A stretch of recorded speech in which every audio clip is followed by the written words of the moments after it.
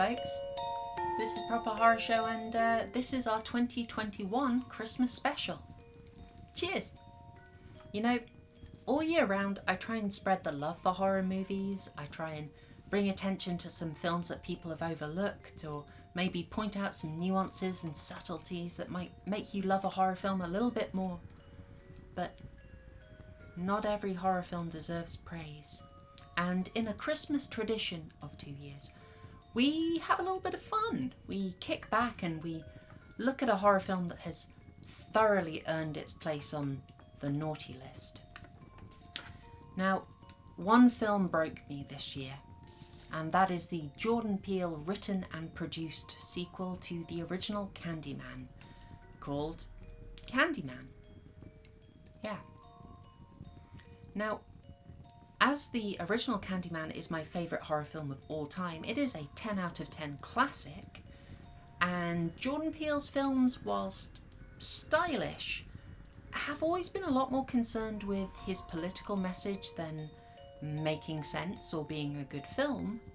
I was a little bit apprehensive, but I said, let's not prejudge. Let's give it a chance, and I paid my own money to go and see it in a cinema, and well, I know I've let you down. I've been a fool to myself, but look, you'll see. When life gives you shitty movies, make shitty movie aid, right? Yeah, this is going to be less of a review, more of a colonoscopy, because we're going in deep and it's going to get real shitty. Let's go. Now, I hope that you have seen the original Candyman, but I have a feeling that this film hopes you didn't. You see, Jordan Peele's Candyman, whilst nominally a sequel, is actually so extremely different in terms of narrative and concept that I think, I wouldn't say it's completely disconnected, but it is frankly a very dramatic retcon of Candyman. Now, on top of that, I don't think I've ever seen an original character so completely disrespected by a sequel. Okay, almost never. And I also know that a movie's messages and themes can always be nitpicked. In fact, as Slovenian philosopher Slavoj Žižek put it, "Hej, pocož Naomi, właściwie to nigdy nie czartowałam Žižeka. Chciałam tylko pozdrowić I życzyć wam wesołe świąt. Trzymajcie się." Couldn't have said it better myself. I've got to say that given that we know that Jordan Peele cares about the message than almost anything else in his movies, it is shocking how much Candyman bungles its message. And not just the message, but the characters, the narrative, the story. Oh, it's seriously bad, and we are going to need a fair old lengthy Christmas special to cover it in depth. We might be here a while, guys, so, join me. You're going to need this because you have no idea how bad it gets. Now, after giving it the benefit of my very considerable doubts and paying to see it in the cinema, I've got to be honest, I was very reluctant to give Jordan Peele any more money for this film. So, naturally, I legally purchased a copy so that we can go into all the detail that is necessary to really do this review justice. Because I need that detail so that I can tear this apart. I'm Proper Horror Show. I just member it so you don't have to. I don't know if I'm even leaving that in. It's terrible. By the way, I know that this is going to be a big quibble and that everyone has made a big deal over this, and they said it's not Jordan Peele's Candyman, it's DaCosta's Candyman. She's a director. But you see, the way I see it, I'm going to have a small gamble that the established director, co-writer, and owner of the production company that has produced the entire film is going to have a little more influence in the movie than the second-time director. And furthermore, given how much it resembles the other Jordan Peele films in terms of, style, comedy, and massive errors, I'm still very comfortable saying this is Jordan Peele's Candyman and not Nia DaCosta's. And besides, on top of that, I actually want to say some nice things about Nia DaCosta because I think she actually put some really nice things in this film. And I don't think Jordan Peele would have done that. So in case you haven't seen the original 1992 masterpiece, this guy from Utopia gives you a really camp summary early on in Jordan Peele's Candyman. No, you've got to get out of here, please! They come from another world. Oh, damn it, waifu, you screwed up. That's not Candyman, that's Invasion of the Body Snatchers. You know, the film about sinister forces replacing well-known characters with copies that have the same name but are lacking all emotion, and they're doing all this replacement as part of a sinister collectivist scheme? How did you get that confused with Jordan Peele's Candyman? I'm sorry, folks, technical difficulties, early on, teething problems. Anyway, here is the actual original summary of the original film. This is a story about a woman named Helen Lyle, a white grad student doing her thesis on the urban legends of Cabrini Green. One day, she just snaps. Okay. She beheaded a Rottweiler. The authorities take her in, but she escapes almost immediately. She goes on a rampage. Okay. And then... The baby of one of the residents is abducted. The mother is devastated. Everyone is looking for him. On the night of the annual bonfire, with all of the residents of Cabrini watching, Helen arrives with a sacrificial offering. And then... She runs towards the fire, but they're on her quick. They got the baby free. Okay. While everyone is fussing over him, Helen stands up and walks right into the fire. And it's on that spot that she dies. But that's not how any of that happened. So you probably know that this is a really skewed version of what actually happened in the original, where it was actually Candyman who kidnapped the baby Anthony, and it was Helen Lyle, the protagonist of the film, who died trying to save the baby. Now, why retell this with Helen as the villain after going out of your way to highlight her race? Just seems really odd, and seems like it's something that might, say, really annoy fans of the original early on in the film. Well, this story, to be fair, does get corrected later, nearly an hour later actually, in this really short movie, like 83 minutes of actual story. But why do this? Now, the only story point necessary for this recap is to get Anthony interested in Cabrini Green so that he'll then go and investigate it. So, did Helen need to be slandered? Now, I wanted to be charitable, and I did wonder if this was a clever play on the urban legend theme and the idea that there's inevitably going to be resulting reinterpretation and misrepresentation of facts when things become urban legends. That's something you can see in the original. Now, that could be cool, but if that's what they're going for, it doesn't really make sense that this is the version of the Candyman story once it becomes an urban legend in its own right. Now, to make it clear why I think it's a problem that the urban legend version of the Candyman story has Helen as the villain, I'm going to have to take you all the way back to the end of the first film. Now, in this emotional ending at Helen's funeral, Anne-Marie and hundreds of Cabrini Green residents travel to pay tribute to her, to pay their respects after her sacrifice. Now, why would any of these hundreds of people spread a version of the story where Helen is the villain? They've come to pay their respects. Now, call it a massive reach, but in addition to this radically different version of the original film, they also have a media critic in this film who's kind of a villain, kind of a shady character, who is cast with an actress who I think looks strikingly similar to Virginia Madsen's Helen. And when she's offed rather coldly and treated badly, I sort of wonder if it's kind of trying to spite her subliminally. Now, maybe that's an uncharitable reach, but I want you to consider this too. When Anthony goes and visits Cabrini Green, and these, by the way, are actually the real Cabrini Green projects, they're the last remaining bit of the original ones, that's kind of an interesting point, and you kind of appreciate the effort. when he goes there, he meets a character called William Burke, who tells us that police never came here back in the day. They'd almost never come around here back in the day. But Looked like 5-0 to me. How'd you catch him? We swept the place. You here for the sweep?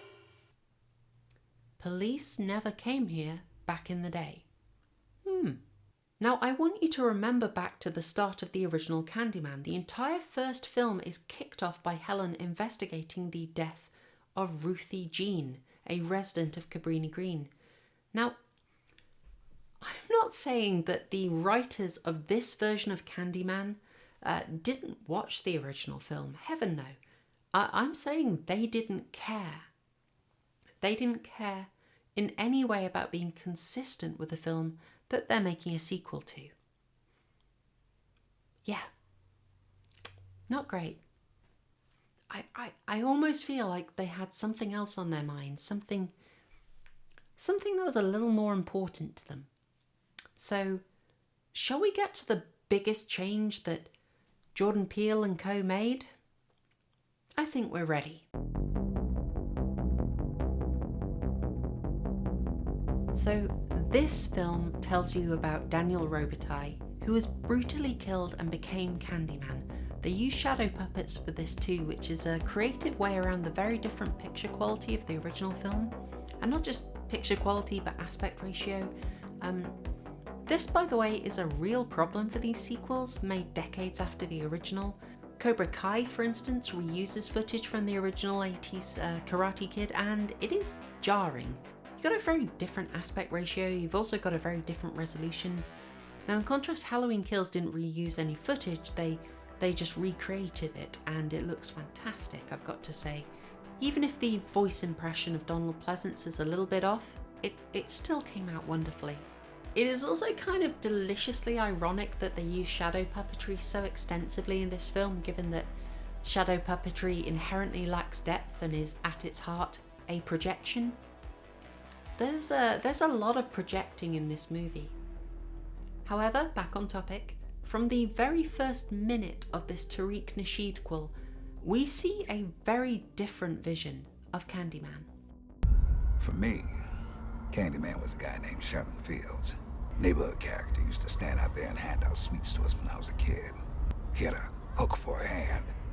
Now this is all pretty creepy, but of interest is that in the inverted logic of Jordan Peele, the weird guy offering kids sweets isn't the threat. The police are. The all-white cops, improbably, storm in and kill this guy, Sherman. By the way, how many cops do you reckon they clown card into that laundrette? It looks really weird. It kept going for ages. It became comical. And I don't think intentionally. Now, we are going to need to talk about how Jordan Peele's Candyman treats police later. But for now, we're just going to focus on this guy, Sherman, who is the main Candyman of this film. And that was a fake out, but it's also not a fake out because he's our main Candyman. Oh yeah.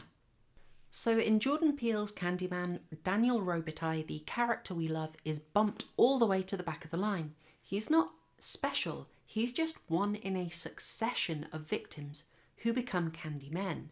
But the first one, where it all began, it's the story Helen found. The story of Daniel Robitaille. You heard right, they decided to take the Friday the 13th Part 5 approach. They royed Candyman. I'm sure it'll work out. So Daniel Robitaille's artistry, his particular background, his love of a particular woman who Helen Lyle would resemble, totally unimportant. The only thing that's important about Daniel Robitaille is he's a black victim. That's all that Jordan Peele cares about. So Candyman is no longer a particular really interesting spirit who has a lot of subtext to him. Because Jordan Peele is making this movie, there is no subtext. It is just text. Or, as William Burke spells out for us... But you know how it goes. They love what we make, but not us. They fell in love. Oh, sorry, that was a little bit of scripting incompetence. I I was saving for later. I meant this bit. Candyman is how we deal with the fact that these things happen. That they're still happening. Now, to sort of spell my problem with this out, the writer and director of this film are symbolically enacting the same violence that they claim to despise. Jordan Peele is making a huge deal of wanting to elevate black voices and stories, but you'd imagine that would mean he would want to give those stories dignity and depth. However, by reducing Tony Todd's Daniel Robitaille to merely one of many Candymen and making him part of the series, they're taking away from the particularity of his suffering and using him only as a symbol for their message. Now, his specific tragedy and his dignity as an individual wronged man, they become irrelevant, because all that matters to the creators of this film is that he and other successive Candymen are black. Now, I would argue that retelling stories of violence in this way is actually quite reductive of the humanity of the individuals whose lives are lost. And some would even say that focusing only on their race is... man, I swear there was a word for that. Sorry, it escapes me. And we might as well just establish this now. If you are keen to see this because you knew that Tony Todd was going to be in it, you only get 6 seconds of Tony Todd in this movie. That's it. If you want your Tony Todd fix, to be honest, you should just watch him trying to sell... Hello, Taco Bell! Or there are numerous Star Trek episodes, or this episode of Angel. To be honest, if you want more Tony Todd, there are many other places to go and you'll have a much better time. Because for the rest of this film, DaCosta is just stranding you with this knockoff. You know, a channel that's crueler than mine would say that Sherman actually symbolises the entire problem with Jordan Peele's Candyman. This Candyman may be in HD, but it's retarded. Oof, disavow, of course, disavow. Now, this film is actually very aware of how much it's distorting the story, by the way, because in the finale, when another Candyman is being prepared, they included this line. See, you can really make the story your own. Some of the specifics should be somewhat consistent. Now, I find this line aggressively stupid because the hook is not the specifics. The fur coat is not the specifics. Those are aesthetics. The specifics of the Candyman story are Daniel Robitaille and his specific history. Well, it's a pretty literal approach. That's it. That's what the heart of the story is. It's kind of like Jordan Peele doesn't give a damn about the heart of the story, and he just wants to push his own message across. Now, I'll risk a little heresy here because I want to suggest that maybe actually the Sherman character does, in a way, fix one of the problems with the original film. And I know that will confuse a lot of people. You might be wondering, what the heck? Problem with the original Candyman? The perfect original? You've repeatedly told us that that is a 10 out of 10 film. And I stand by that, of course, because of the standard +1 Tony Todd modifier. Toddifier. Without that flaw, this film would be an 11 out of 10. I'm always correct. So there is one small issue with Candyman that Tony Todd more than makes up for. And that is that the name really doesn't make any sense. Like, why the heck is Daniel Robitaille Candyman? He's got no connection to sweets or candy. I mean, the closest you can get is that he was stung to death by bees. Bees make honey, and honey is sweet. But, I mean, that's kind of a reach, to be honest. The connection is a bit murky in the original story, The Forbidden, as well. Now, Sherman, on the other hand, is a creepy guy who's known for giving out candy. He's the guy who gives out candy. He's the candy man. That does make sense, okay. Now, while it is nice to have that fix, I'm still not convinced that it is worth completely changing the nature of the narrative, premise and history of a series for. Unless they only did that so that Jordan Peele could make Candyman fit his ideological message, of course. Oh, we will get to the agenda pushing, don't worry. And this is really weird. This is twice in a row that the Christmas special has covered a film with the same name as an iconic horror, but basically nothing else in common with it, that really is far more interested in pushing preachy politics than in being scary. Yeah, they're definitely more concerned with the message. By the way, I'm not alone in that opinion. So I find the reviews I've seen for Jordan Peele's Candyman to be really fascinating, and I think it really merits a brief bit of discussion here, because distorted reviews are going to affect the way the film is rated and recommended to people, and there is some serious distortion happening here. Now, nearly all reviewers that I've seen give this horror film really high praise, but still say that it's not scary, which, you know, call me a pedant, I think it's kind of important for a horror film to be. And I don't want to pick on any particular creators, but I've seen a lot of very big horror channels also say that this film isn't scary, that it's coherent, that it's weirdly paced and really weirdly edited. They find so many key flaws that I also find, and I'm going to point out to you so you can see them too. But they came away summarising and saying that Candyman was good. Now, why would that be? Plus we can do the old Rotten Tomatoes trick and compare the critic score with the general audience score.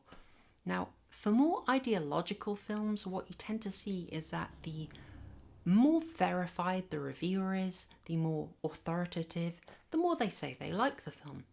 But when you turn it to hoi polloi, the general audience, oof. And it is in those general audience comments that you see all the concerns about the ideological aspect of the film, specifically the racial politics of it, which are not subtle and not hidden. But that aspect doesn't seem to come up quite so much with the official reviews, unless they are praising those politics. I mean, how do you even publish this? I know for a fact that the words nuanced, subtle and balanced have active restraining orders against Jordan Peele, so this article is pure gaslighting. Now, is it possible maybe, just maybe, in this political climate that reviewers with a higher status who want to keep their blue check marks and positions and not get cancelled, whether intentionally or subconsciously, praised this film to avoid accusations of racism? Perhaps even horror channels who felt confident calling out Black Christmas for being too preachy about misogyny were a little too scared after how fiery but mostly peaceful 2020 was to even mention the film's politics unless they were praising them. I mean, we'll never know. But that is totally what happened. Now, enough scene setting and preamble. Grab yourself a drink, get real comfy, and we'll get right into it. Talking about everything that happens in the 2021 Candyman Sneedquel. I'm the Candyman. So we start the film with everything backwards. And the most predictable music choice ever. Like, seriously. The trailer using Say My Name by Destiny's Child, did you catch that one, Harrigan? Was clever. Just using the song Candyman really adds nothing. We then get this spooky flashback intro that lets us know that this Candyman is very, very different. And then go into a long title sequence, like really, really long, like the kind of title sequence I'd do if I were trying to pad a movie out to get over 90 minutes. Incidentally, the story part of this 91-minute movie is 82 minutes, in case you're wondering. Now, what does this stylish opening mean, by the way? It's a cool visual, but does it convey anything relevant to the film? The idea that city environments are sort of disturbing, they have unnatural roots, I guess it doesn't seem super irrelevant. It doesn't seem as relevant as the opening in the original. It's very, very different to it. But apart from being flashy, I'm not sure it has any depth to it. Now, the story itself really only kicks off when our protagonist Anthony, a struggling artist... Is it struggling if you're just kind of uninspired and lazy? I don't know. Anyway, Anthony is living with/living off Brianna, a art agent. And he hears Helen Lyle, the protagonist of the original Candyman, get slandered by this Ruby Rod ripoff. I told my sister many times the neighborhood is haunted. Oh my gosh, stop. By the way, this guy was so infuriatingly OTT with the campness. Frankly, it made me want to dissolve my civil partnership. But then he got this joke in. It's gotta deserve win. And I kind of forgave everything, to be honest. This was a good joke. Well done. Yes, my affection is cheap. What do you want? Anyway, our protagonist Anthony, he was the hot new thing, but now he's just kind of uninspired after the debut. And we're told that he needs to make some new great art that lives up to his promise. And Anthony, get painting. My sister's not trying to support you the rest of her life. But this is Anthony McCoy of 2 years ago. I want the Anthony McCoy of the future. Otherwise, I don't know. Brianna isn't going to kick him out. That's established, so... There's not all that much tension and drive there in the plot.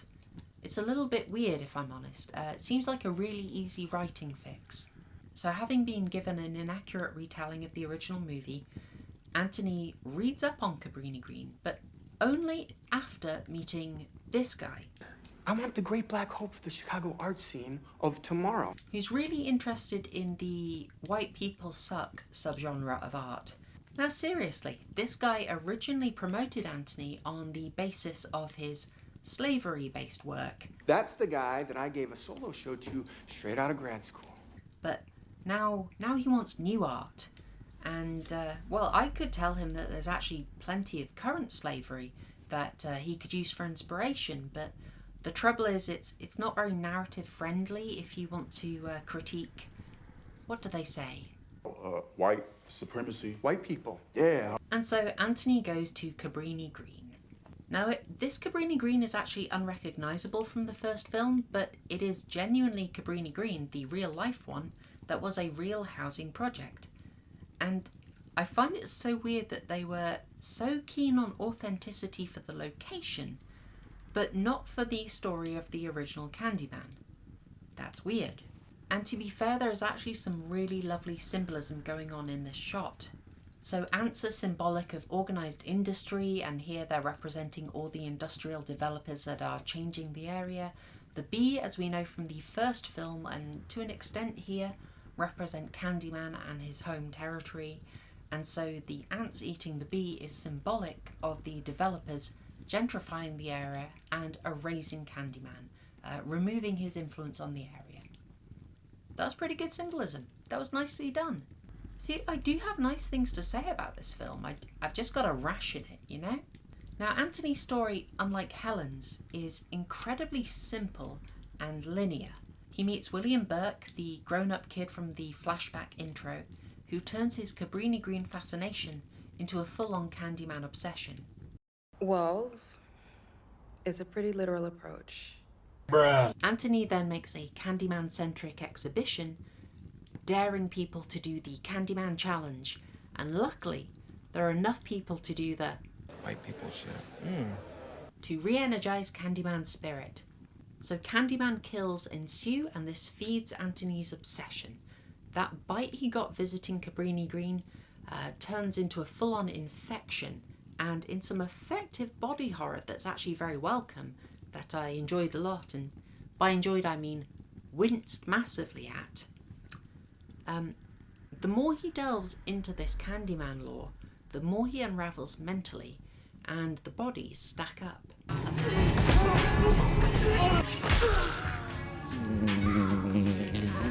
Now eventually, via a random contrivance in a hospital that takes him way too long to go and visit, given, I mean, look at that thing, he is then prompted to go and visit the mother that he's been avoiding all film, Anne-Marie. Anthony, where have you been? They even have this painting here in the apartment with mother written on it. Just so you get it quickly there, Dummkopf. Ugh. So that is indeed the original Anne-Marie from the first Candyman. A very welcome return by Vanessa Williams there. And despite her exemplary cup-holding technique, she spills the tea. As you may have suspected, Anthony is the baby that Candyman kidnapped and that Helen Lyle sacrificed herself to rescue, and Anne-Marie subsequently moved out of Cabrini Green to give him a better shot at life and keep him safe. And she also never said anything about Candyman. Everyone else vowed not to say Candyman's name either, to deprive him of power. Now, this will definitely not be a huge problem for the story later on, okay? This causes no issues. Don't overthink it, guys. Don't overthink it at all. And it is worth saying now, Vanessa Williams it's fantastic seeing her, but she is utterly wasted in this movie. Not to be shallow, but 28 years after making the original Candyman, she looks fantastic. I know that sounds shallow, but she looks amazing. It's not one of those somewhat depressing returns where, you know, time has very much taken its toll. She looks great. She looks vibrant. It's just great to see her. And of course, Anne-Marie is one of the best parts of the original film. She's a complex, nuanced character who had made mistakes but was now determined not to ruin her son's life. She's not saccharine either. She memorably and endearingly distinguishes herself from the low-life degenerate criminals who ruined the projects. We ain't all like them assholes downstairs, you know? I just want to raise my child good. And if that sounds harsh, the gangs were actually still running Cabrini Green in 1992 when the crew was trying to film the original. They had to give the crew parts, and they had equipment stolen and were even shot at by the criminal gangs who you can actually see in the movie. Yeah, good times, good times. In fact, when researching the events at Cabrini Green into Helen Lyle's adventures, Anthony finds this article. Interesting headline, interesting picture, but the article itself doesn't really say anything about Helen. Instead, it just talks about the history of Cabrini Green. Now, it's weird how the industry owners have their races stated, but the gangs don't. That wasn't practice at the time. And this is a prop made for the film. So I wonder who decided to do that. How odd. Now, interestingly, it references the real-life 1979 mayor of Chicago, who moved into Cabrini Green for a while to see what life was like there and to demonstrate her commitment to making the project safe for everyone. Now, that really happened, and whilst it is a complex story, the long and short of it is that the criminal gangs who are still there in 1992 when the original film is getting made, they made it far too unsafe for the mayor to stay there, even with additional security on site. Really. Now back to the film, and as I said, Anne-Marie, our main returning character, who it is so good to see, she is completely wasted here. They give her exactly one scene in the film, and all she gets to do in her one scene is drop basic exposition about what happened in the first movie, which, you know, we already know. You know, she just gets to correct the false narrative that was sown at the start. It's sort of making a needless complexity here. There could be some Occam's razoring of the script. We hear pretty much nothing about her life since the events of the first movie, why she's distant from Anthony, and it's really kind of sad that the movie treats her very much like Anthony does. It just sticks her in a flat and ignores her. Jordan Peele's Candyman is weirdly consistent about how it completely neglects the returning cast and the opportunities that offers. You know, Vanessa Williams gets this one scene, she gets one posthumous paragraph, and Tony Todd gets a de-aged 6-second cameo. What a total waste of talent. Now, the obsession with racial politics takes over Anthony's personality, the way the infection takes over his body, and he becomes alarmingly deformed and zombie-like, passive, withdrawn. He's already lashed out at Brianna and scared her off. Candyman! No! Candyman! And he then goes back to Cabrini Green almost in a trance. Now, this is not a particularly great model for a protagonist to be controlled by other forces and not be making their own decisions. You know, in the crucial finale, Anthony is basically a puppet, very emotionless and withdrawn. And it robs the story of power because Anthony, your protagonist, is not driving the proceedings. It makes the story feel really flat and emotionless. And when the story's feeling like that, I'm not going to be engaged. It's also really noticeable to me that having left the murder scene and being connected to the murders of 5 other people, that no police show up to question Anthony. I mean, you'd think that as he is the main link between all these dead characters, and he's been seen to have disputes with several of them, that maybe, just maybe, some competent policeman would want to have a chat with him. And even if they weren't competent, well, I was told by some film that the police were racist. Now here's their perfect chance to go and harass a black guy, right? I mean, he's their ideal suspect, but why aren't they on this? I mean, seriously, I would expect a bit more action, a bit more get up and go attitude from my white supremacist fascist police force. But I assure you that nothing harms Jordan Peele's Candyman like the absolute calamity that is the attempt at a twist in the finale. Top up your drinks. You're gonna need it. So Brianna goes looking for Anthony, guesses that he has gone back to Burke's, and as Anthony, in contrast to Helen, has nothing else going on in his life, it actually makes sense that she looks there. Think how poorly sketched Anthony is, that it's basically either Burke's laundry or his mother's flat that Brianna could go to. I do think it's a little weird that she assumes he's at a laundromat rather than his mother's, but plot. Anyway, Brianna gets to the laundry, can't see anyone, and kills any tension by making a very genre-aware joke. Nope. And then the door magically locks. Now who did that? Who locked that door and how? How were they able to do that while Brianna's back is turned? Turn your brain off, it doesn't matter. DaCosta and Jordan Peele and Win Rosenfeld don't care. Burke then kidnaps Brianna, takes her to the church in Cabrini Green, as if this film wasn't preachy enough. And then Jordan Peele and co show us how little they care about making any sense whatsoever. Oh gosh. So another flashback shows us that William Burke's sister was killed after she summoned Candyman. So Burke's plan is to turn Anthony into the next Candyman for revenge? Shits and giggles? Reasons.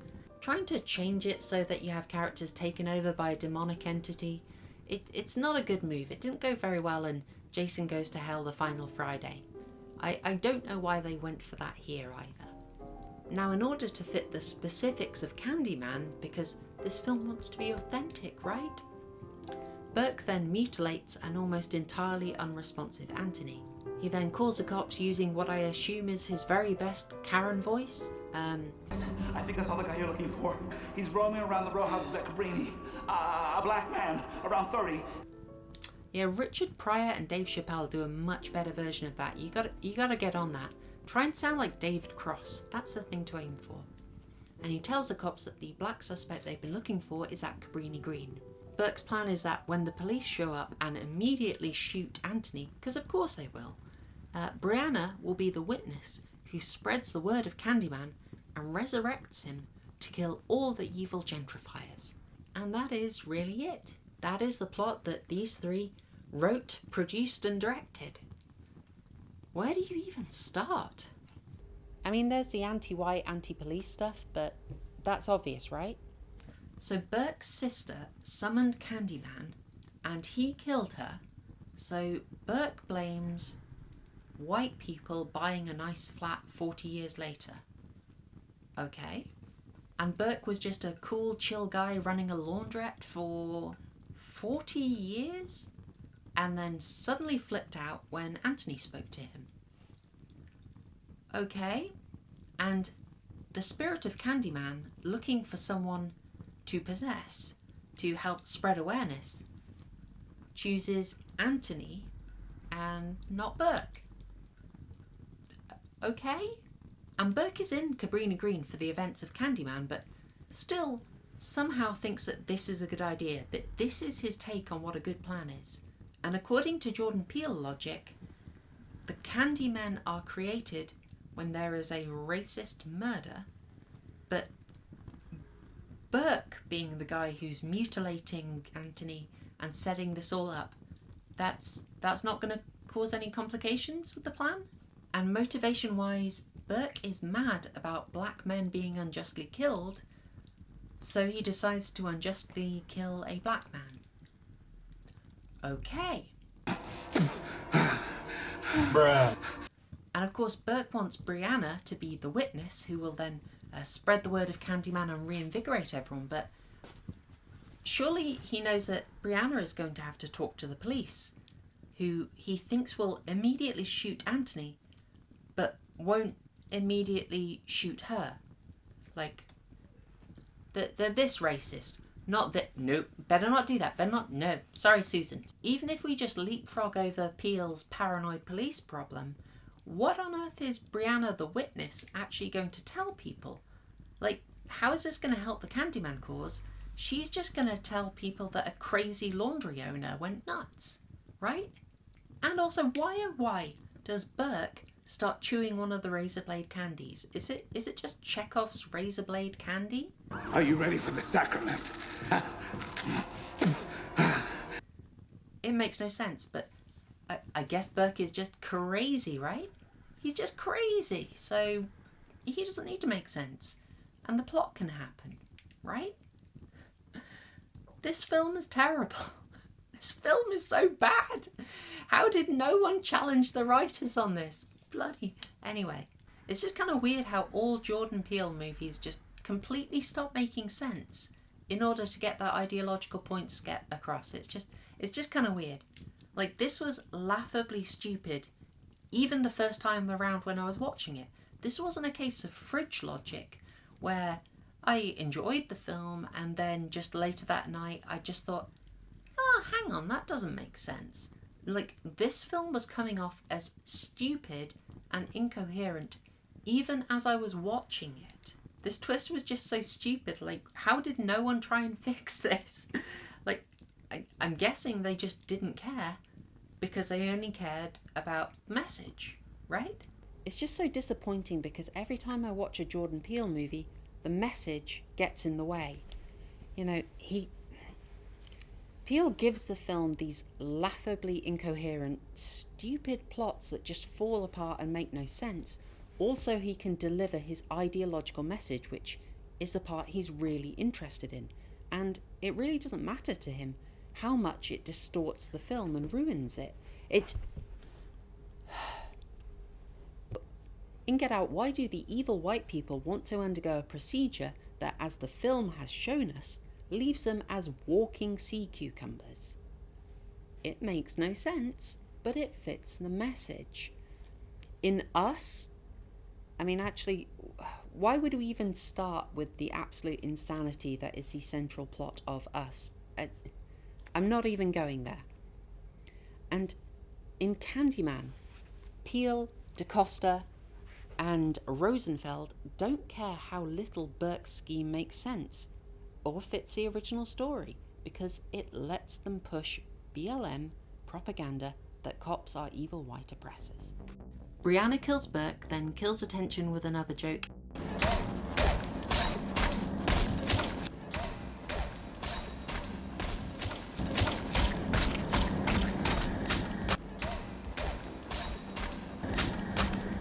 I think he's dead. And then Anthony, lying on the floor, is instantly shot by a policeman. Put your hands up!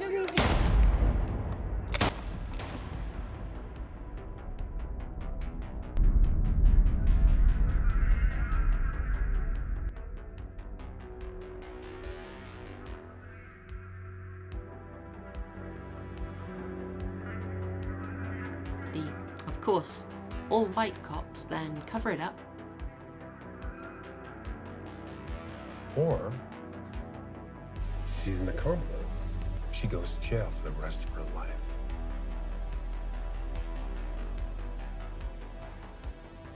Which story is it?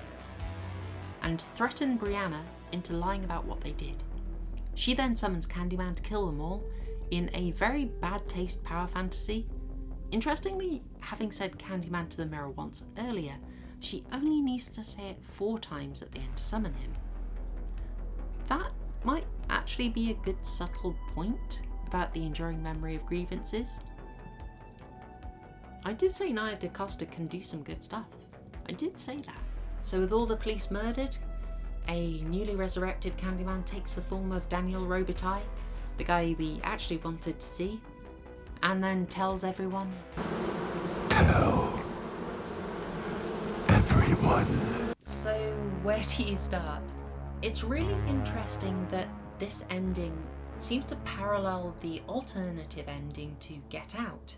Now in that one, Jordan Peele has the police be the real villains in the end. It's clearly a story beat and a sort of twist ending that he's wanted to use for a while, and now he got to cram it into the Candyman franchise. And the second thing we have to say about this ending is that it is undeniably ridiculous propaganda. Now you'll have noticed that all the police in this film are white and they are undeniably evil brutes, like they are cartoonishly evil. They should have all had mustaches and rubbed their hands or something, had a sort of sniggering little dog sidekick or something. There is no nuance here at all with them. But look at the original Candyman for contrast. These are the police that we meet over the film. They're complex, but they're sympathetic. They're talking about the difficulty of doing their job, and they're understandably hindering Helen when they reasonably believe that she is a murderer. And in the real world, Chicago's police force is 50% non-white. Now that is somewhat underrepresentative of the area, but there are understandable cultural factors which means it's not a direct representation. I mean, that is the case for literally everything. But Jordan Peele's Candyman is just completely divorced from reality. Knowingly so. Now on top of this, the anti-police message and the pro-Black Lives Matter stance is rendered very ironic and unfortunate given the delay to the film's release. Following the Black Lives Matter riots of 2020, several major cities in the US actually opted to follow the group's demands and partially defund their police, including the real-life Chicago. Holding a similar view to this film, Mayor Lori Lightfoot reduced the 2021 Chicago police budget by $80 million. Shootings and homicides surged, up by 9% and 3% respectively, with African Americans being the most affected. This policy, the kind of defund the police message that Jordan Peele's Candyman pushes, it got real life people killed. I don't have a joke for that, I just thought I would say it because it's important. I also want to note here that it's not that I am some super pro-police person. I am not a back the blue person.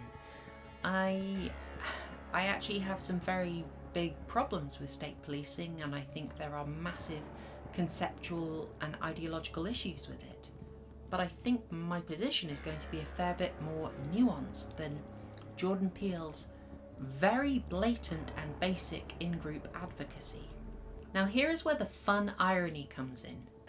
Jordan Peele's Candyman was originally set to be released for August 2020, but due to the most significant Chinese export of 2020, it was delayed and didn't come out until October 2021. And by then, the defunding of the police policies had already happened, and in many places been reversed. It really kind of adds an ironic, sour note to the idiotic zealotry that this film pushes. That's a little awkward, huh? But hey, Jordan Peele got his main goal. He made sure that the message stayed super, super prominent. And if you actually stick around to the end of the credits after the 82 minutes of story, it actually just directs you straight to a campaigning group. You know, he may not have managed to come up with 90 minutes of interesting, coherent story, but he did manage to recruit, so that's good going, right? well, now you know part of why Jordan Peele's Candyman is awful. You've got to be a lot more subtle when you're preaching, you know, ideally subliminal. But we're going to go over two more really important topics. Why the film isn't scary, and a massive character mistake. I'm going to end on that because it gives me a chance to actually say something positive about the film. And even this film, I don't like to completely dunk on it. 99% dunking will do. So, first topic. Why is Candyman not scary? Mostly because it doesn't want to be. So we're going to use the first kill in the film as an example, okay? Man. This is 32 minutes in. Candyman. So first off, the characters. We have only known these people for a few minutes and we already hate them. Necrophilia's always been on my bucket list. It's fine. I can take being called a bitch. Love will tear us apart. Jesus, Jericho, we get it. You like Joy Division. He's a creepy guy who's sleeping with his young assistants. She is obnoxious, and this weirdly is a line reading that they left in the film. I don't want you to die tonight. At least, not until we fuck. Too bad you will die. Why? The CGI is also noticeably bad, but we're going to skip that. We don't like these characters. We're not invested in them. And they're being gross and stupid. Like, the sound mixing here is there's nothing sexy here. It's just really gross. Candyman. Candyman. Candyman. Candyman. Candyman. Now once the killing starts, and it is quite gory, this idiot behaves like an idiot making a stupid joke. Let's go faster! And then dying.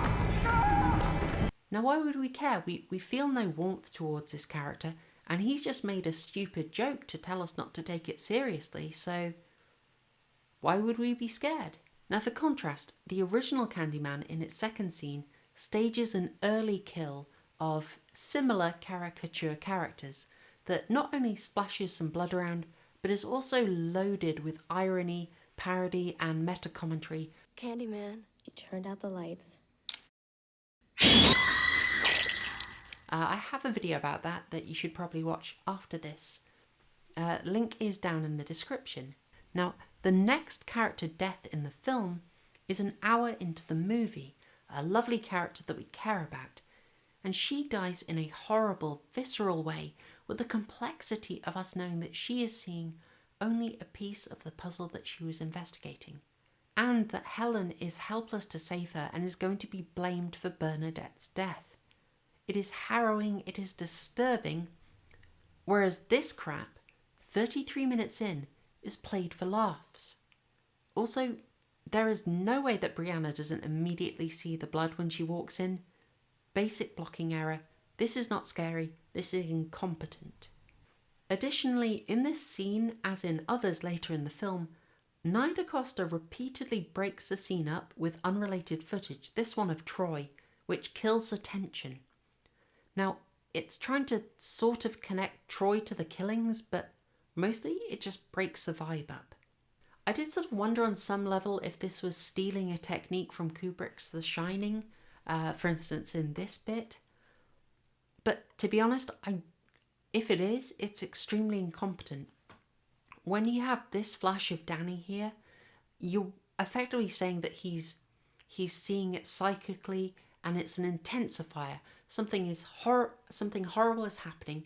Danny is connected to it. He's screaming. It's intensifying the mood. It's also jarring and disturbing you. This bit, Anthony looks kind of bored, kind of kills the tension. This bit later, just seeing Brianna, like, what's going on? Tension killer. Totally unnecessary. It's weirdly edited, it's weirdly paced. If it's a tribute, it is a really incompetent one. Now, in addition to that bizarre editing choice, Jordan Peele and friends also really love to drop in humour and snark, which just completely kills the vibe. Now, if Trevor Lyle were in this movie, B, a lecture in film theory instead of sociology, and C, not busted open like a dropped kebab, then he'd tell you that effective horror is about building up tension and then strategically releasing it. Now, a good scare that makes you jump releases the tension, but so does laughter. Now, once the tension is gone, you're relaxed. You're not as scared. And it takes a while to build that up again. DaCosta goes for the joke over and over, which is just priming us, the audience, not to take Candyman seriously. Nope. Not to be scared. And frankly, in a horror movie, it just sort of smacks of incompetence. Is Nia DaCosta incompetent? They love what we make, but not us. They fell in love. You judge. Now, you know I'm not alone in this. When you look at the reviews that I showed earlier, one of the repeating themes was people pointing out how not scary this movie is. And a horror film not being scary? Pretty key failure there. Now let's talk some more about pacing and the weird impact it has on Candyman and how it stops it being scary. Let's go to Hayley. Now Hayley you're going to be familiar with from the trailers, but in the film you don't actually see her until 25:50. And you don't see her again until this scene at 57 minutes and 39 seconds.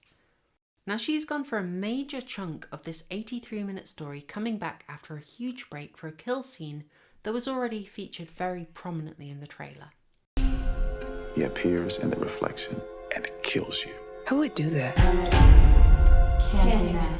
Now this scene is mostly to highlight how stupid white people are. It's an easy joke in the trailer and apparently okay. And naturally they're also bullies as well as being stupid. Hey Trini, how's that hangover? It's such a mess. And so they deserve to die. Now yes, this girl here is Southeast Asian, and that threw me off in the trailer. I kind of thought like, oh, maybe it isn't just a white people are stupid joke, but no, she leaves. She's smart enough to leave before the killing, so I guess my brief bit of charity was completely unfounded. Now, having this much distance between a rando character appearing and dying, that is just sloppy pacing. It is bad for tension. Now, worse than that, in terms of just killing the scares, is that DaCosta chooses a strangely distanced, bizarrely clinical framing of scenes that stop us feeling involved. For instance, here when the critic is killed, we see it soundlessly from a distance as the camera draws out. You're mostly focusing on everyone else, everyone watching the same football game. Now, is that a commentary on homogeneity or just post-production laziness? I genuinely don't know. But what does this framing make you feel about the death? Does it feel immediate to you and impactful? Does it make you feel at risk?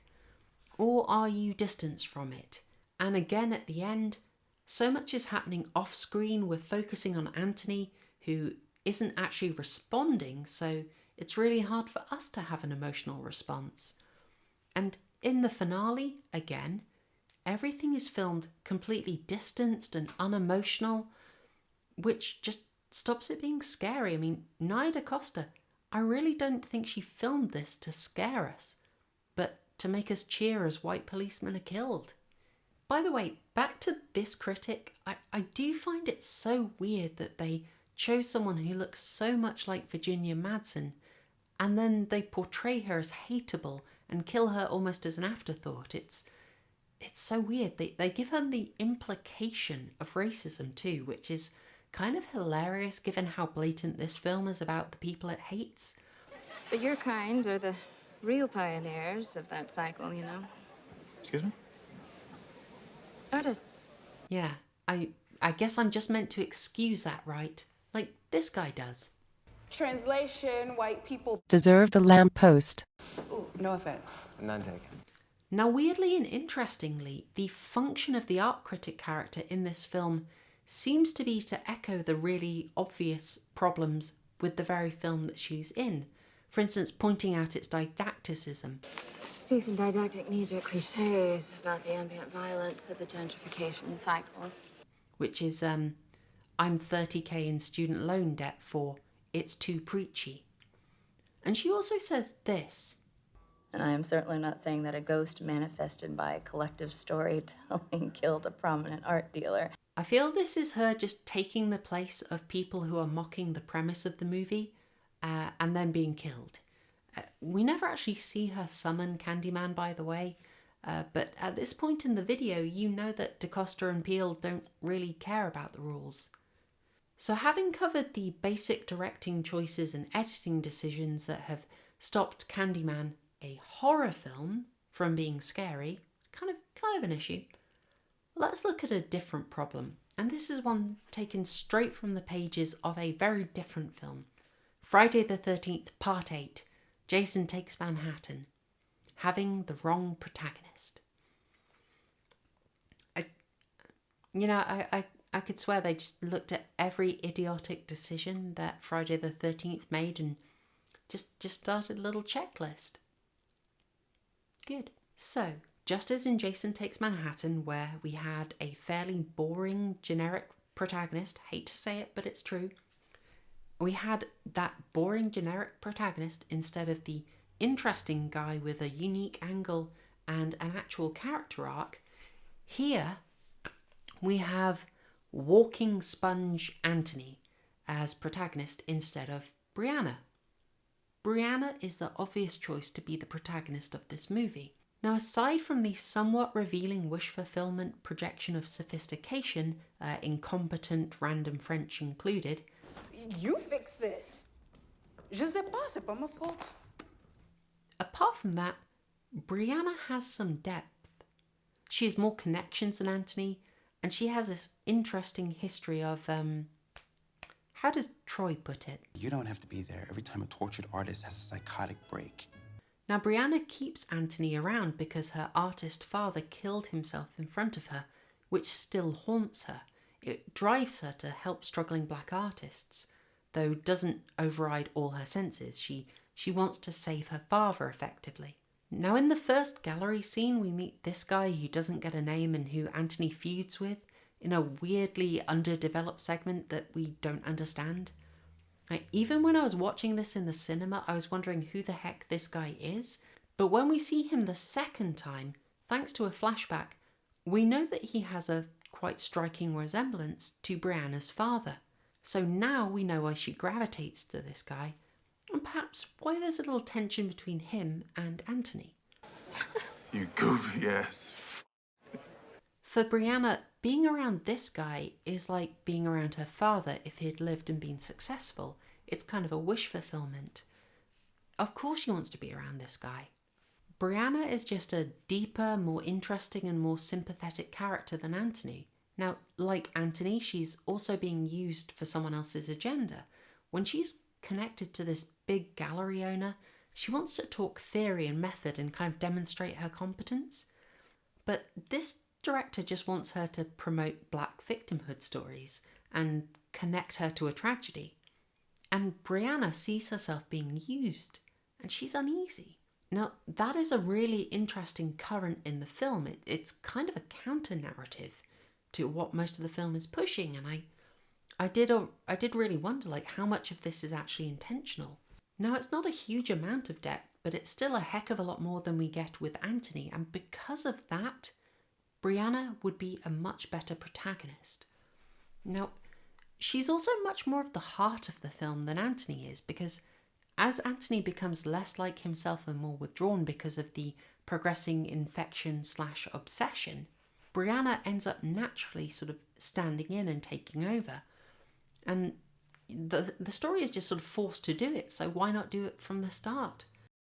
Now, in this earlier scene, we're repelled by the narcissistic reaction that Anthony has to the murders in the gallery. They said my name. And in a really nice cut, Brianna and Troy show us a reaction that we're meant to have. And say my name. Now, this obviously connects us to them a lot more than to Anthony. Now, I have to be fair and say that Anthony's narcissism is actually understandable here. It's actually a subtle clue that the Candyman infection is affecting him. It's making him delight in hearing his name heard. That's kind of nice. But it does distance us from him. And while we're on this scene, I do really want to deal with this. DaCosta robs us of Brianna's reaction to the murder of two people she knew and presumably liked. You know, we should be seeing her reaction, but instead we switch to this sterile news report. Again, this movie is not scary by design. It is very tempting to put the failure of this film all down to the incompetence in Jordan Peele's proselytizing zeal, but this film has some nice touches. And not just Easter eggs like Burke here reading a copy of Clive Barker's Weave World, Clive Barker, of course, being the author of the original Candyman story. But things like in here, the symbolism of the ants eating the bee. Also things like this painting that the lightness of it just draws our eyes to.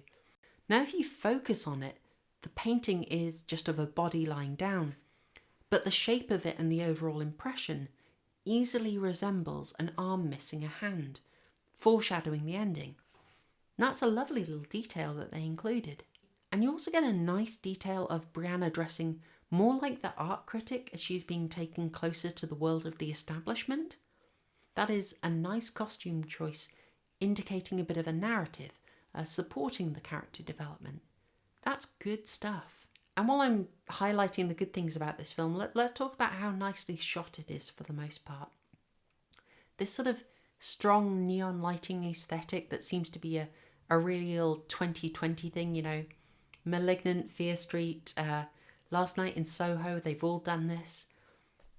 It's very much of the moment, but I am very okay with it. I really enjoy it. I think it looks fantastic.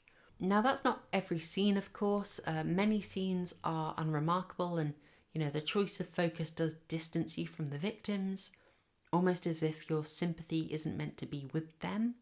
And key moments are also so dark that they're totally confusing. But overall, still, this film looks really nice.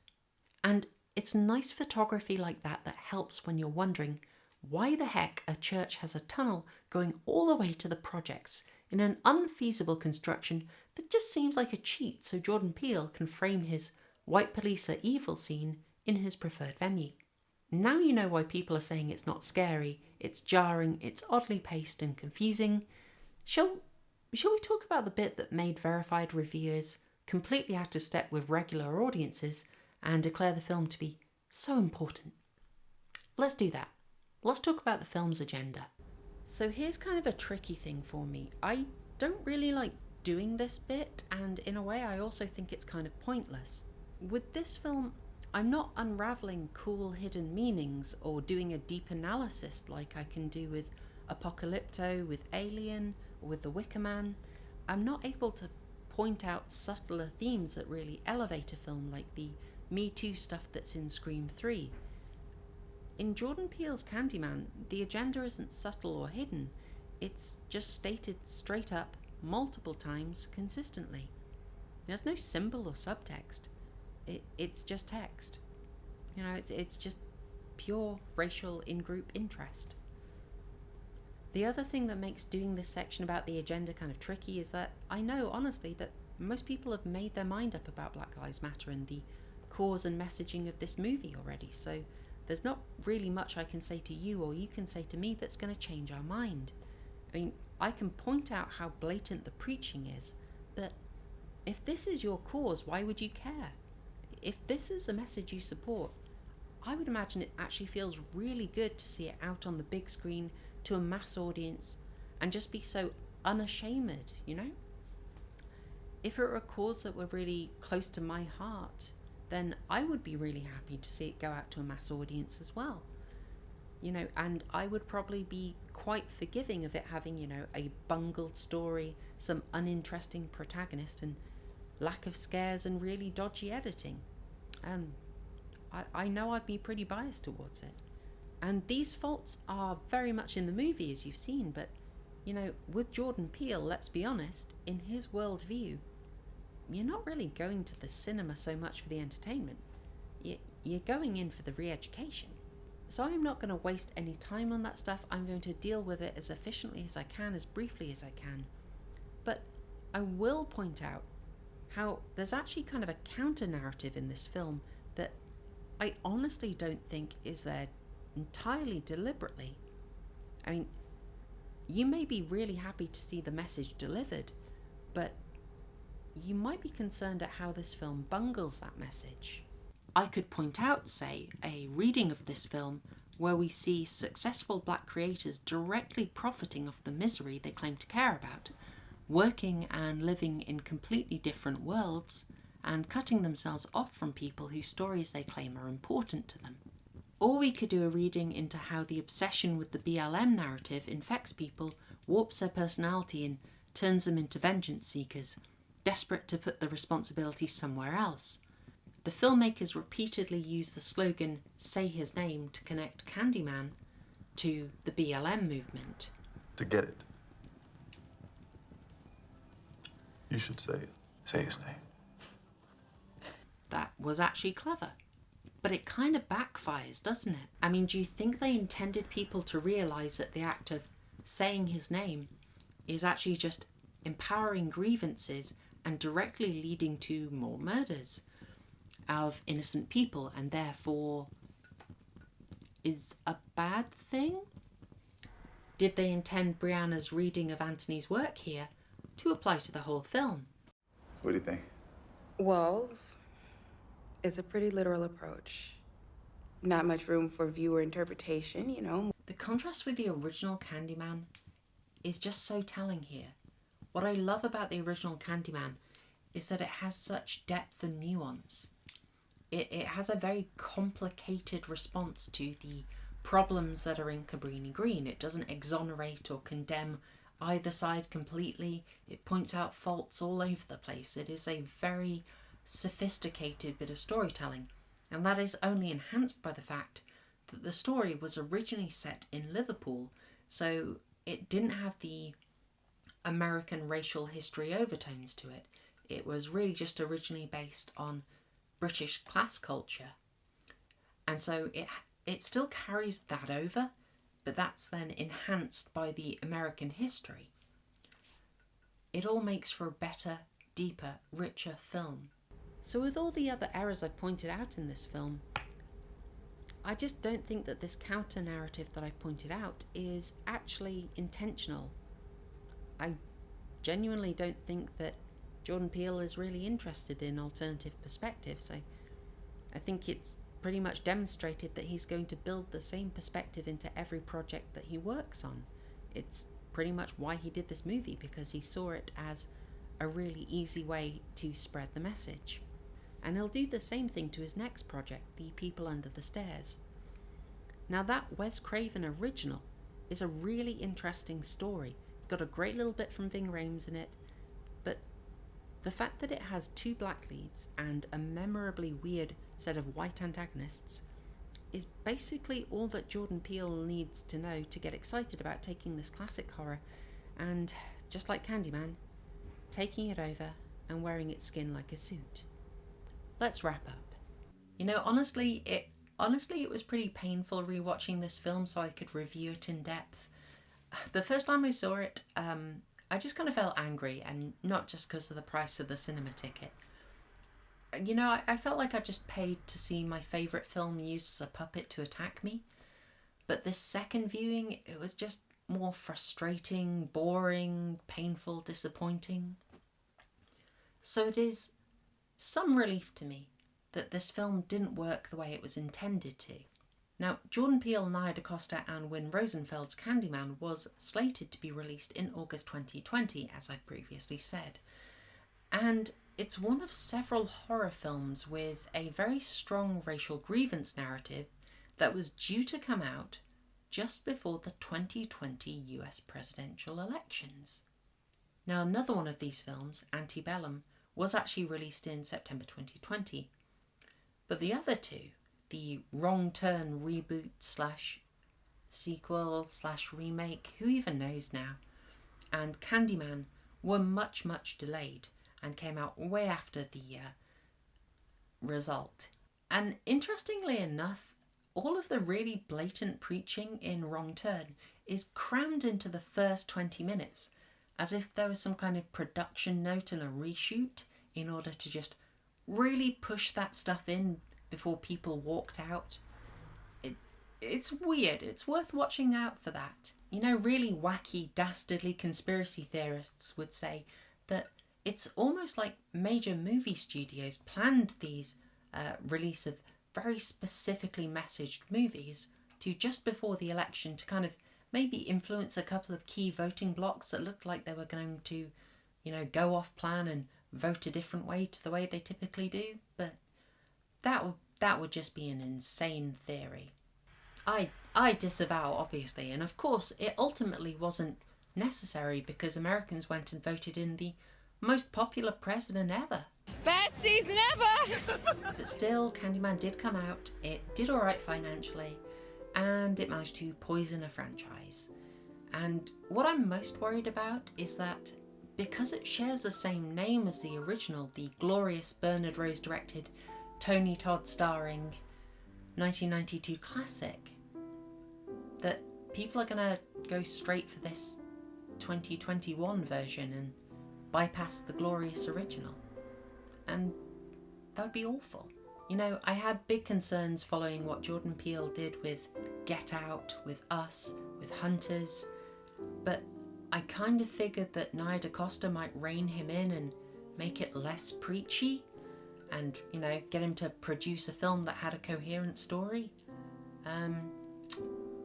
But no, that doesn't look like it happened. Unless, of course, this is the reined version. Can you imagine if this is the tamed version of Candyman?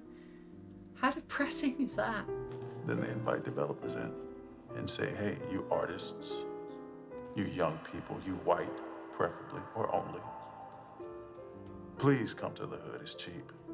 Anyway, I made my predictions, I paid for my ticket, and I feel decidedly vindicated. And hey, we got a Christmas special out of it. But I can't believe the absolute crap they came up with. They Friday the 13th Part 5 Tony Todd. They Friday the 13th Part 8'd the Protagonist. And they Jason Goes to Hell, the Candyman mythos. Tell everyone. This movie sucks! But you know what? There is a silver lining to this. And not just that we got a really fun Christmas special out of it. Nah. After being completely vindicated in my predictions, I really don't feel the need anymore to give the benefit of the doubt to Jordan Peele or to any of these woke projects. And you know what? Just spread the word. You don't need to give them a chance. Just disregard, step over, and then all these films, all this crap woke horror trend can all die out. It'll all return to nothing. And it'll all come tumbling down. Tumbling down. Merry Christmas, y'all.